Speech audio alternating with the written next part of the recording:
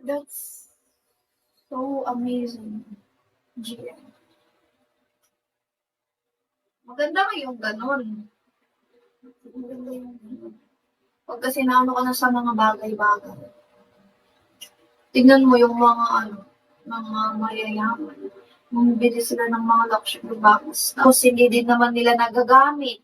Nagsasayang lang sila ng pera imbis na makatulong sila sa ibang tao.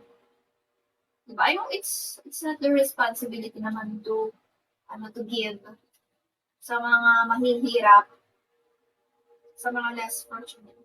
Pero thinking na sila yung mas may privilege na 'di ba? Pare-pareho lang naman tayong nagtatrabaho eh. Marcia, thank you. Same lang naman tayong nagtatrabaho eh. It's just that mas yung mga, alam mo yun, yung mga sobrang yayaman na like mga politics, mga artista, ganun.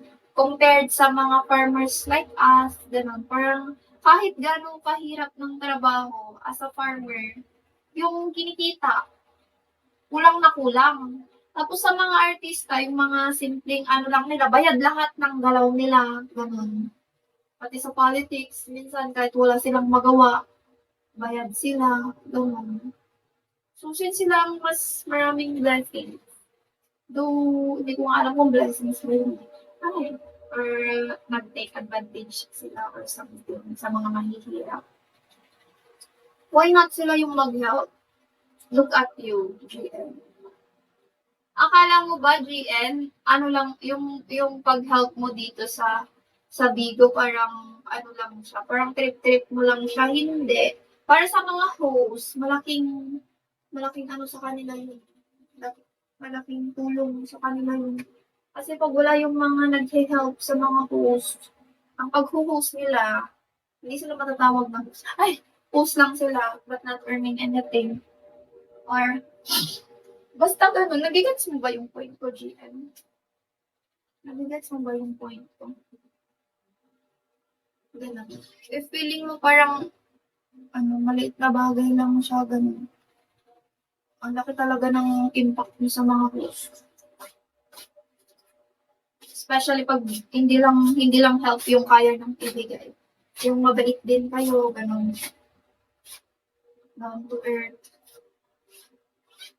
Sobrang humble. Ano nga ng mga gusto ng mga babae?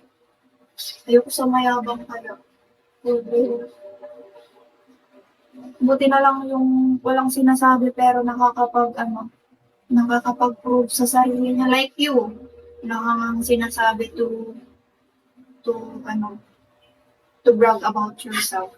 Pero yung simpleng mga ganyan lang, ang laking impact niya to tell about yourself without telling about yourself.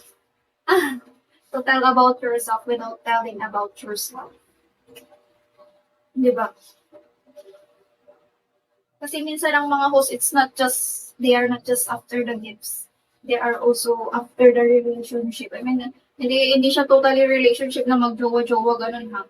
Like, alam mo yung relationship na build nyo together, ganun.